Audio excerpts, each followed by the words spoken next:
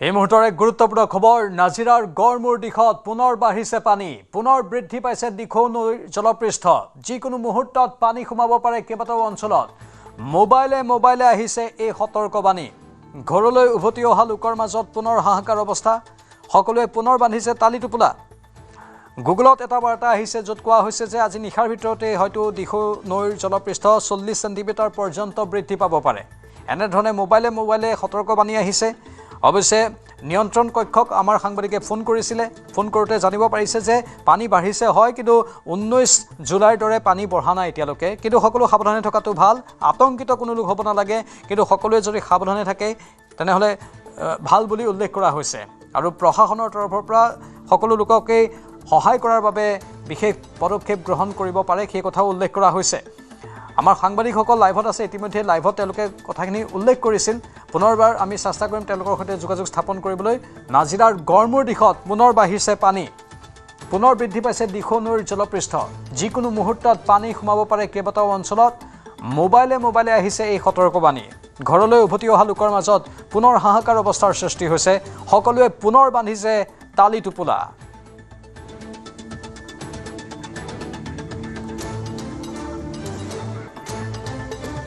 আমাৰ deputy editor Parthajyoti Bora লাইভত আছে পাৰ্থ দিখৌ নৈৰ জলপৃষ্ঠ বৃদ্ধি পাইছে সতৰ্কবাণী জাৰি কৰা হৈছে আপোনাৰ লগত কি আপডেট আছে এই মুহূৰ্তত ইতিমধ্যে মোৰ সতীৰ্থ নবুলে জনালে দিখৌ নৈৰ জলপৃষ্ঠ বৃদ্ধি পাইছে 40 সেন্টিমিটাৰ পৰ্যন্ত বৃদ্ধি পাব কিন্তু যিটো মেছেজ আহিছিল তাত লিখা আছে পূৰ্বৰ সদৃশ ভয়াৱহ এক পৰিস্থিতিলৈ চাগৈ দিখৌ নৈ নাযাব তথাপিও সতৰ্ক হৈ থকা ভাল কিন্তু নদীৰ পাৰলৈ কাকো যাবলৈ যাতে নাযায় তাৰ সতৰ্কবাণী ইতিমধ্যে প্ৰদান কৰা হৈছে কিছু লোকে সেই পলহতে নিজৰ ঘৰলৈ ঘূৰি যোৱা আমি পৰিলক্ষিত কৰিছিলোঁ কিন্তু ঘৰখনৰ পলহ আঁতৰাৰ পিছত ঘৰখন সম্পূৰ্ণৰূপে স্বাস্থ্যকৰ হোৱাৰ পিছত যাতে তেওঁলোক যায় সেই কথা নিশ্চিত কৰিব লাগে প্ৰশাসনে ঘৰখনলৈ যাবলৈ মন যাবই কিন্তু পলহত অস্বাস্থ্যকৰ পৰিস্থিতি তেওঁলোকে ঘৰখনলৈ যাতে নাযায় সেই কথা নিশ্চিত কৰিব লাগে এতিয়া দিখৌ নৈৰ জলপৃষ্ঠ বাঢ়িছে আৰু আমি যি শিৱসাগৰত দৰিকা নৈৰ জলপৃষ্ঠ বৃদ্ধি হৈ থকাৰ কাৰণে শিৱসাগৰৰ চহৰ অঞ্চলৰ পানী বাহিৰলৈ ওলাই যোৱা নাই আমি যি বৰ্তমান স্থানত উপস্থিত আছিলোঁ এই স্থানৰ পৰা আমি লাইভ কৰিছিলোঁ এই স্থানৰ পৰা আপুনি এই স্থানৰ কদৰ্যময় পৰিৱেশ আপুনি দেখিছিলে আমি দেখুৱাইছিলোঁ এই স্থানতো পানী সেইকাৰণে বৃদ্ধি পাইছে পানী ষ্টেগনেণ্ট ৱাটাৰ বাহিৰলৈ ওলাই যোৱা নাই বা চৰকাৰেও পানীখিনি পাম্প আউট কৰি উলিয়াই 10 স্থানত পেলোৱাৰ যি এক প্ৰচেষ্টা সেই প্ৰচেষ্টা চলোৱা পৰিলক্ষিত আমি কৰা নাই তেনেধৰণৰ প্ৰচেষ্টা কিন্তু গুৱাহাটীত কৰি সফলতা লাভ কৰিছে আৰু পানী যিহেতু সমীপৰ যি ৰিভাৰ ছিষ্টেম বা উপনৈ সেই উপনৈৰ জলপৃষ্ঠ বৃদ্ধি হৈ থকাৰ কাৰণে ইয়াৰ পানীবোৰ ওলাই যোৱা নাই এই সকল লোকৰ ৰুদ্ৰসাগৰৰ এই গাঁও পঞ্চায়তৰ আনন্দনগৰৰ এই গাঁও পঞ্চায়তৰ এই সকল লোকৰ গাঁওবোৰ এতিয়াও বুৰি আছে বুলি তেওঁলোকে কৈছে কৰবাত ডিঙি পৰ্যন্ত পানী আছে তেওঁলোকে আশংকা কৰিছে সেই ধৰণৰ পানী শুকাবলৈ কিমান দিন লাগিব 3 মাহ পৰ্যন্ত লাগিব যদি 3 মাহ এখন ঘৰত পানী উপঙি থাকে এখন ঘৰ তেতিয়া সেইখন ঘৰখনৰ পৰিৱেশ কি হ'ব সেয়া সম্পূৰ্ণ ভালকৈ অনুমেয় কিছু সময় পূৰ্বে এগৰাকী নামঘৰীয়া খুৰাই তেওঁ নামঘৰ দায়িত্বত আছিলে তেওঁ কান্দি উঠিছিল তেওঁৰ নামঘৰত তেওঁ এগছি বন্তি জ্বলাব পৰা নাছিলে আৰু সৰুকৈ এই দুগৰাকী ব্যক্তিক এগৰাকী মহিলা এগৰাকী ককা আইতাক দেখুৱাব বিচাৰিম ভাতৃ ভগ্নী দুয়োগৰাকীৰ বয়স 90 ঊৰ্ধৰ এই কোনো ধৰণৰ ইলেক্ট্ৰিচিটি নোহোৱা মমৰ পোহৰত এনেধৰণৰ এটা পৰিৱেশত তেওঁলোকে কদৰ্যময় পৰিৱেশত দিন অতিবাহিত কৰিবলগীয়া হৈছে ঘৰখনলৈ মনত পৰে যাব বিচাৰে এইগৰাকী হৈছে নামঘৰীয়া তেওঁৰ নামঘৰৰ দায়িত্বত তেওঁৰ ক্ৰন্দন ইতিমধ্যে শুনিলেই গতিকে এই পৰিৱেশ মই দেখুৱাম কিন্তু সকলোৰে ওচৰলৈ মই কেমেৰা লৈ নাযাওঁ কাৰণ যিসকল কণ শিশুসকলে শুবলৈ চেষ্টা কৰিছে মাতৃসকলে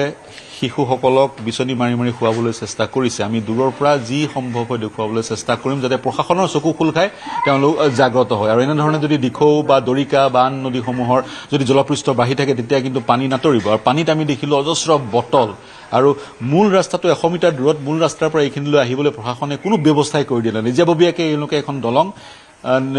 সাঁকো সদৃশ নিৰ্মাণ কৰি লৈছে এডাল বাঁহত কেনেবাকৈ ধৰি তেওঁলোক ভিতৰলৈ আহে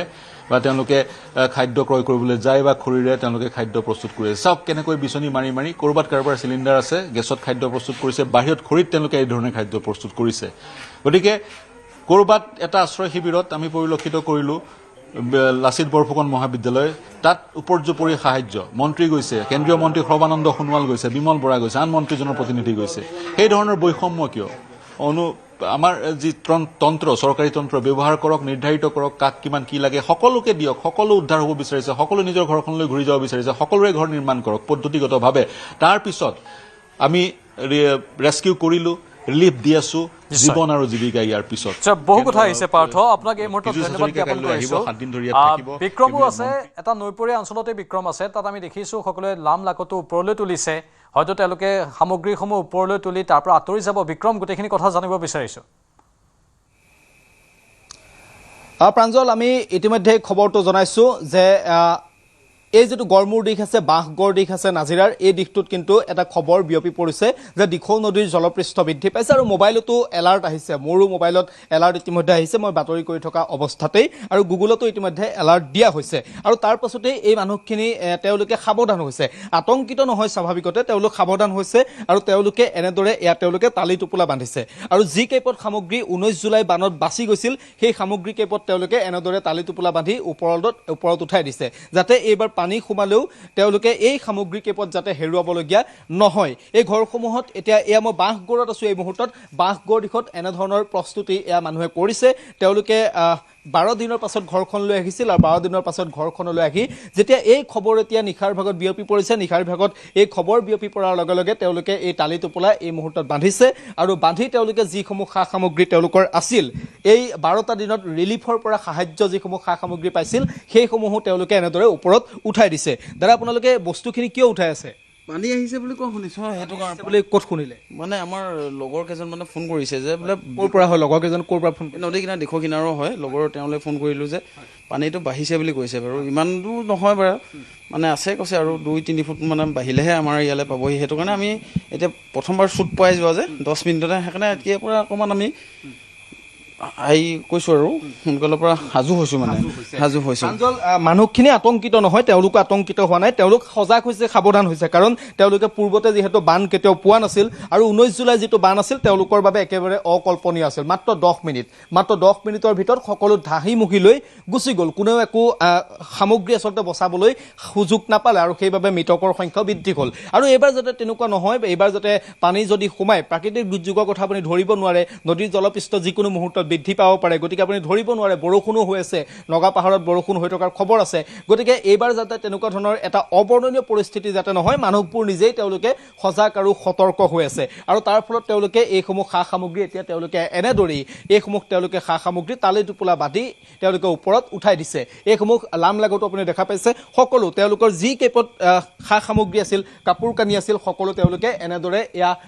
এই ওপৰত তেওঁলোকে উঠাই দিছে। এইসমূহ আপুনি বাকচ যদি আপুনি চাই, বাকচ কেইটামান মই আপোনাক দেখুৱাইছোঁ, এই বাকচ কেইটাতে তেওঁলোকৰ হয়তো প্ৰয়োজনীয় যিসমূহ সা সামগ্ৰী আছে, তেওঁলোকৰ কাপোৰ কানি আছে, তেওঁলোকৰ কিবা নথি পত্ৰ আছে, মাটিৰ কাগজ পত্ৰ আছে, ঘৰৰ কিবা কাগজ পত্ৰ আছে, সকলোখিনি এই টাং কেইটাতে আছে, এই বাকচ কেইটাতে আছে। এই বাকচ কেইটা সকলোৱে চিনাকি আৰু এই বাকচ কেইটা তেওঁলোকে এনেদৰে বচাবৰ বাবে, যদিহে পানী আহে, পানী আহিব বুলি মই কোৱা নাই, যদিহে পানী আহে তেনেহ'লে তেওঁলোকে বচাবৰ বাবে এয়া ওপৰত উঠাই দিছে। এয়া এটা কাপোৰৰ টোপোলা, এইটো কাপোৰ আছেনে? কাপোৰ আছে, কাপোৰ চব কাপোৰে হয়। আৰু এইখন আৰু এতিয়া অকণমানতো হ'ব লাগিব, যদি একো নহয় তেতিয়াতো আমি আকৌ হেৰি কৰিব লাগিব, সেইকাৰণে এতিয়া বৰ্তমানৰ কাৰণে এনেকৈ ৰাখিছোঁ, যদি হেৰি হয় আৰু তেতিয়া বান্ধি লগালোঁ। এইবাৰ আপোনালোকে খুব সাৱধান আছোঁ আৰু, কাৰণ একবাৰ যেতিয়া চুট পোৱা হয় তেতিয়া মানুহবিলাক সজাগ হয়, সেইটো কাৰণে আমি এতিয়া প্ৰথমতে সজাগেই হৈছোঁ আৰু যদি বোলে শুনিম যেতিয়া বোলে পূৰা ফুল কনফাৰ্ম হ'ম তেতিয়া আৰু ওলাই দিম আৰু ইয়াৰ পৰা। এয়া মানুহ সজাগ আৰু সতৰ্ক হৈছে আৰু আমিও আহ্বান জনাইছোঁ আমাৰ এই পোনপটীয়া সম্প্ৰচাৰ যিসকল দৰ্শকে চাই আছে, নাজিৰাৰ বিভিন্ন প্ৰান্তৰ দৰ্শকেও হয়তো চাই আছে, আমিও তেওঁলোকক আহ্বান জনাইছোঁ, আপোনালোক আতংক হ'ব নালাগে। কিন্তু এইসকল ৰাইজ যেনেদৰে অলপমান সজাগ হৈছে তেওঁলোকে, যে 19 জুলাইত মাত্ৰ 10 মিনিটৰ ভিতৰতে সকলো ধাহিমুখি লৈ গুচি গৈছিল দিখৌ আৰু দৰিকাৰ বানে, গতিকে এইবাৰ যাতে তেনেকুৱা নহয়, যদিহে পানী সোমায়। কিন্তু আতংকিত হ'ব নালাগে, মই আকৌ কৈছোঁ যে পানী সোমাবই বুলি কথা নাই, কিন্তু খবৰ এটা ওলাইছে, জলপৃষ্ঠ বৃদ্ধি পাইছে আৰু আপোনালোকো অকণমান সাৱধান হৈ থকাটো ভাল। এইসকল লোক যেনেদৰে সজাগ আৰু সতৰ্ক এই মুহূৰ্তত হৈছে, এয়া তেওঁলোকৰ সাহায্য সামগ্ৰীৰ পৰা আৰম্ভ কৰি যিসমূহ তেওঁলোকৰ সা সামগ্ৰী আছিল, সকলো তেওঁলোকে এনেদৰে তালি টোপোলা বান্ধিছে আৰু তেওঁলোকে ওপৰলৈ উঠাই দিবলৈ চেষ্টা কৰিছে, যাতে এইবাৰ বিক্ৰম সকলো এনেধৰণে সচেতন হৈছে, সাৱধান হৈছে, পূৰ্ব জাননী পাই, আগতীয়া জাননী পাই তেওঁলোকে এনেধৰণে সক্ৰিয় ৰূপ দেখুৱাইছে। স্বাভাৱিকতেই তেওঁলোক আতংকিতও হৈ আছে কিছু পৰিমাণে, কিন্তু আমি পুনৰ আতংকিত হ'ব নালাগে, মাত্ৰ সাৱধানতা অৱলম্বন কৰক। পাৰ্থ, সেই নিশ্চয় বাঁহৰ সাঁকোখন আমি দেখিবলৈ পাইছোঁ,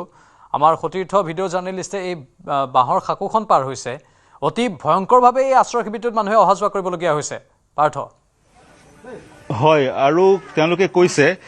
নিশাৰ ভাগত আমি উপস্থাপন কৰিব পৰা নাই বহুখিনি কথা দিনত আহিবলৈ কৈছে দিনত চকুলো ওলাব বুলি কৈছে তৎসত্ত্বেও কিন্তু তেওঁলোকে মোক এখন গামোচা দি পঠিয়াইছে কৈছে আমাৰ কথাবোৰ ৰজা ঘৰীয়াক কবিগৈ বোপা এই ধৰণে কৈছে চকুত সকলোৰে চকুলো কৈছে আমি এই ধৰণেৰে কদৰ্যময় পৰিৱেশত জীৱন নিৰ্বাহ কৰিবলগীয়া হৈছে মোৰ সন্মুখেদি গৈ আছে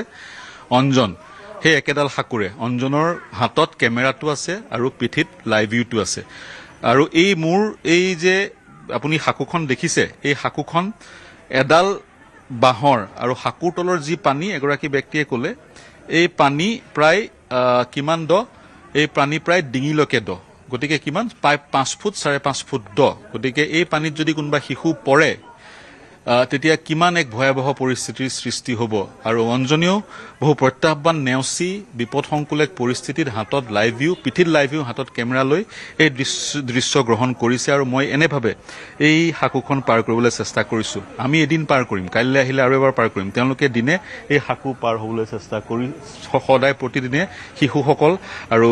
বয়োজ্যেষ্ঠসকল বৃদ্ধ লোকসকল আৰু মহিলাসকলে এই সাকু পাৰ হ'ব লাগে ইয়াৰ পৰা অনুমান কৰক কি ধৰণৰ এক পৰিৱেশত কি ধৰণৰ এক পৰিস্থিতিত তেওঁলোকে দিন পাৰ কৰিছে পানীৰ যি তলত আছে সেয়া ষ্টেগনেণ্ট ৱাটাৰ আৰু সেই পানীত গেলা পচা কি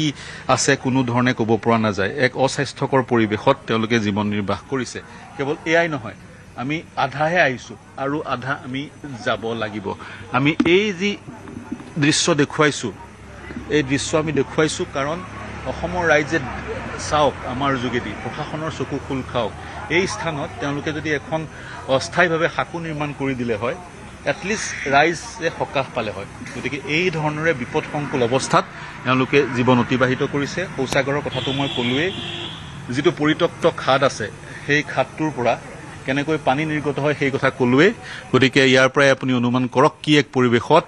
শিৱসাগৰৰ সমীপৰ ৰুদ্ৰসাগৰৰ এই স্থানত তেওঁলোকে পঞ্চায়তৰ এক প্ৰেক্ষাগৃহত তেওঁলোকে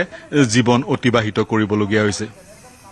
পাৰ্থ ধন্যবাদ জ্ঞাপন কৰিছোঁ অঞ্জন ধন্যবাদ জ্ঞাপন কৰিছোঁ আমি পৰৱৰ্তী সময়তো পোনপটীয়া সম্প্ৰচাৰ চলাই থাকিম